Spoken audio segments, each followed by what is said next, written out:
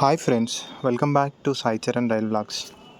South Central Railway పరిధిలో Dornakal junction నుండి Bhadrachalam road మధ్య డబ్లింగ్ కోసం భూసేకరణ చేపట్టాలని రైల్వే శాఖ నిర్ణయించింది.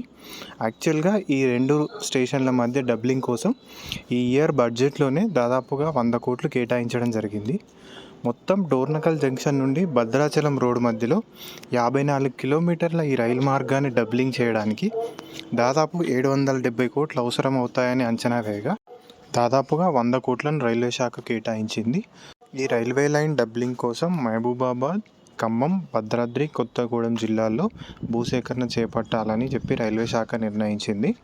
ప్రస్తుతానికైతే మహబూబాబాద్ జిల్లా గార్ల, డోర్నకల్ మండలాల్లో భూసేకరణ కోసం నోటిఫికేషన్ జారీ చేయడం అయితే జరిగింది.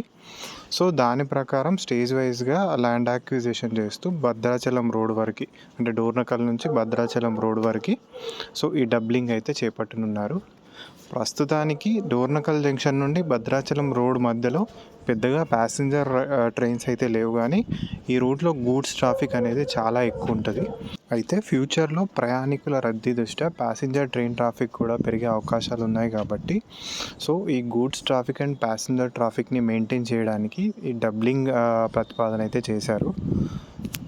సో ఇది డోర్నకల్ జంక్షన్ భద్రాచలం రోడ్ మధ్య డబ్లింగ్కి సంబంధించిన డీటెయిల్స్. సో ఈ వీడియో మీకు నచ్చిందని అనుకుంటున్నాను. ఒకవేళ ఈ వీడియో కనుక మీకు నచ్చినట్టయితే please like, share, subscribe to Sai Charan Rail Vlogs. Thank you for watching.